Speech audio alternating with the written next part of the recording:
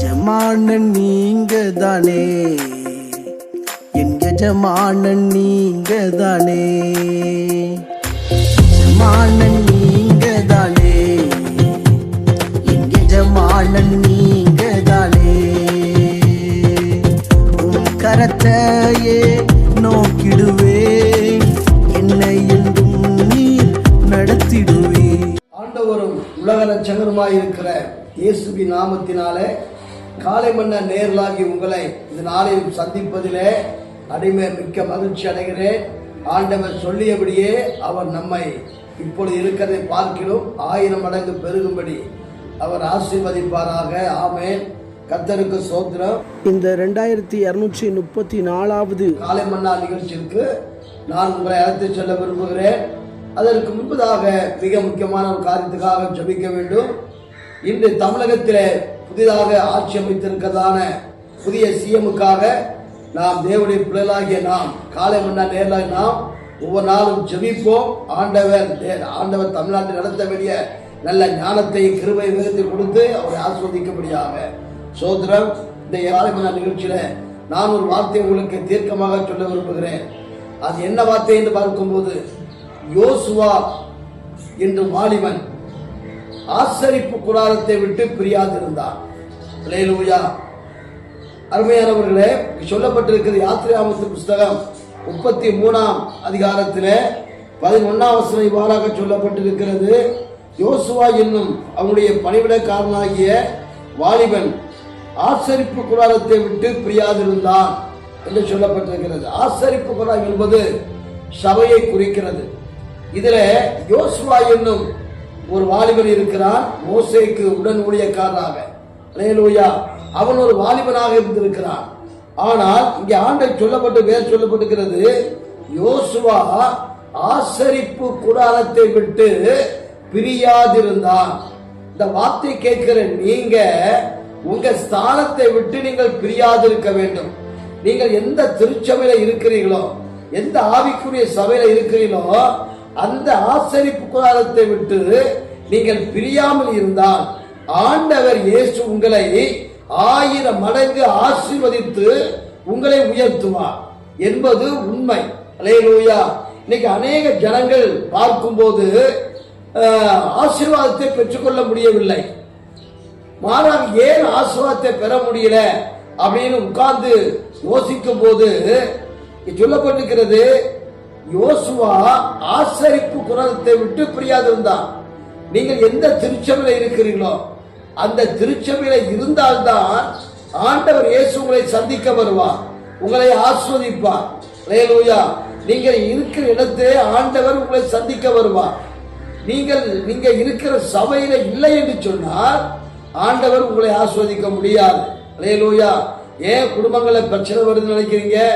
ஏன் சபைகள பிரச்சனை, ஏன் தனிப்பட்ட வாழ்க்கையில பிரச்சனை பார்க்கும்போது இதுவரைக்கும் ஏன் நமக்கு நன்மை இல்லை, இதற்காக ஒரு ஆசீர்வாதம் இல்லை அப்படிங்கும் பார்க்கும்போது நம்ம சபையிலே நிலைத்திருப்பது இல்லை. சொல்லப்பட்டிருக்கிறது, அவர் எல்லாரும் ஒருமனப்பட்டு சபையிலே கூடியிருந்தார்கள். தேவனுடைய சமூகத்திலே கூடியிருந்தால் பார்க்கிறோம். அதான் சொல்லப்பட்டிருக்கிறது, யோசுவா ஆசரிப்பு கூடாரத்தை விட்டு பிரியவில்லை. அதனால்தான் ஆண்டவர் மோசேக்கு பின்பு அந்த உன்னதமான மிகப்பெரிய பொறுப்பை அவன் கரத்திலே கொடுத்தார். அல்லேலூயா. இன்னைக்கு ஆண்டவர் இயேசு உங்களை ஆசீர்வதித்து உயர்த்த வேண்டும் என்று சொன்னார். உங்க வேலையில தேவன் உங்களை உயர்த்த வேண்டும் என்று சொன்னார். உங்கள் பிசினஸ்ல தேவன் உங்களை உயர்த்த வேண்டும் என்று சொன்னார். நீங்க கைது செய்யற வேலைகள் தேவன் உங்களை 1000 மடங்கு உயர்த்த வேண்டும் சொன்னால் அதிலே நீங்கள் உறுதியாக தரித்திருக்க வேண்டும். அதை விட்டு நீங்க பிரியவே கூடாது. ஆண்டவர் இயேசு உங்களை எந்த நிலையில வச்சிருக்கிறாரோ அதே நிலையில தங்கி இருக்கும் போது ஆண்டவர் உங்களை மேன்மையாக வைப்பார். அல்லேலூயா. ஒருபோதும் அதை விட்டு நீங்க பிரியக்கூடாது. நீங்க ஒரு திருச்சபையில இருக்கீங்களா, நல்ல ஒரு ஆவிக்குரிய சபையில இருக்கிறீங்களா, அந்த சபையில நீங்க இருங்க. கேட்டீங்களா? அவர் சரியில்லை இவர் சரியில்லைன்னு சொல்லி நீங்க போனீங்கன்னு வச்சுங்களேன், அப்போ நீங்க ஆசீர்வாதத்தை பெற்றுக்கொள்ள முடியாது. யோசுவா ஆசரிப்பு கூடாரத்தை விட்டு பிரியாம இருக்க போய் தான் அவனை தேடி உன்னதமான ஒரு பொறுப்பு வந்தது. அல்லேலூயா. எத்தனையோ லட்சம் மக்களை வழிநடத்த வேண்டிய, எத்தனையோ தேசங்களை சுதந்திரிக்க வேண்டிய உன்னதமான மிகப்பெரிய பொறுப்பை தேவன் கொடுத்தார். யாருக்கு கொடுத்தார்? ஆசரிப்பு கூடாரத்தை விட்டு பிரியாதிருந்த அந்த யோசுவாவுக்கு தான் கொடுத்தார். ஏன் சபையா தாவரனுக்கு ஆண்டவர் பொறுப்புகளை கொடுக்கல? அவன் காலம் ஃபுல்லா அவன் சபையா மாற்றி போறவன் தான். அது அவருடைய அழைப்பு, அவருடைய கிருபை. அல்லேலூயா. ஆனா தேவன் உங்களை ஆஸ்வதிக்க வேண்டும் என்று சொன்னார். தேவன் உங்களை உயர்த்த வேண்டும் என்று சொன்னார்.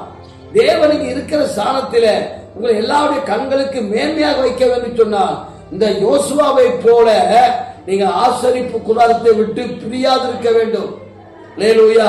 அருமையான வாலிபர்களுக்கு சொல்லுகிறேன், வாலிப பிள்ளைகளுக்கு சொல்லுகிறேன், ஆண்டவர் உங்களை எந்த இடத்துல வச்சிருக்கிறாரோ அங்கே உண்மை உத்தமா இருங்கள். சரியா?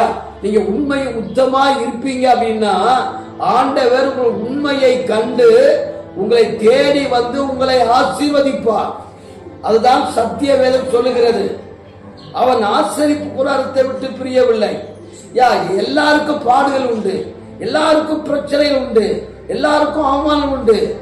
எல்லா திருச்சபையிலும் எல்லா ஆசரிப்பு கூடாரத்திலையும் எல்லா பக்கம் பல காரியங்கள் இருக்கத்தான் செய்கிறது.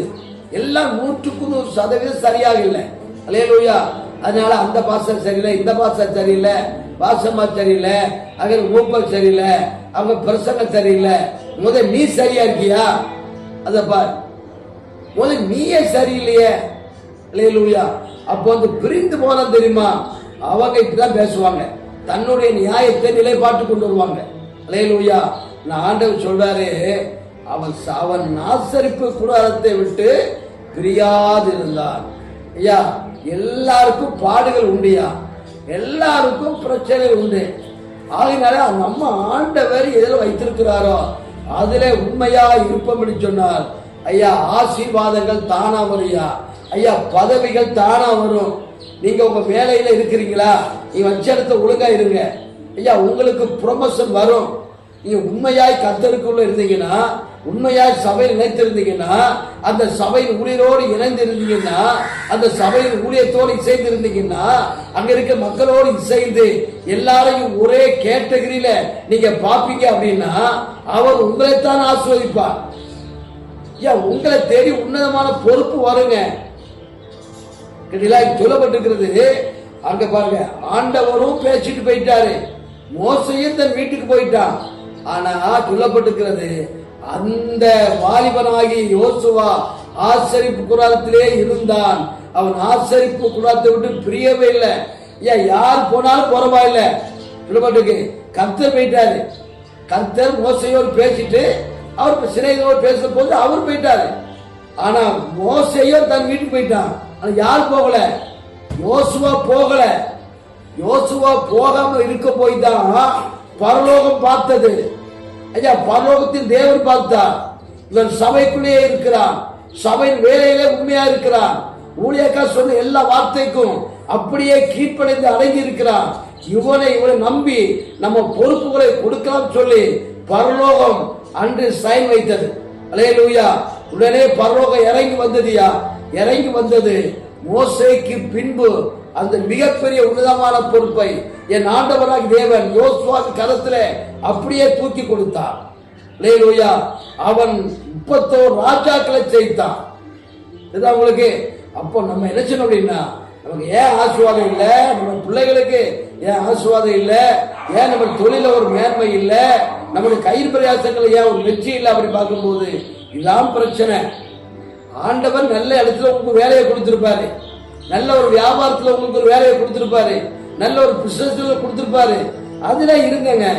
நல்ல ஒரு காலேஜ்ல உங்களை வச்சிருப்பாரு, அதுல இருங்க. நல்ல ஒரு கம்பெனில உங்களுக்கு நல்ல பொறுப்பா வச்சிருப்பாரு, அதுல இருங்க. எனக்கு சம்பளம் காணல, எனக்கு அது காணல, போனஸ் தரல, இது வரைக்கும் கருத்து பட்டியா போட்டாரா? இல்ல, அது இருங்க. பதவி திடீர்னு தேடி வரும். அல்லேலூயா.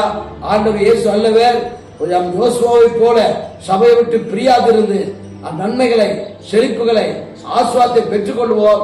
ஆண்டவனை ஆசீர்வதிப்பார். சரியா? ஜெபம் பண்ணுவோம். அன்பின் பரலோக பிதாவே, உம்முடைய குமாரனாகிய இயேசுவின் நாமத்தில் நன்றியோடு துதிக்கிறோம். யோசுவாவை போல சபையை விட்டு பிரியாதிருக்க எங்களுக்கு அனுக்கிரகம் பண்ணுவீராக. இயேசு நாமத்தில் கேட்கிறோம் நல்ல பிதாவே. ஆண்டவர் இயேசு நல்லவர்.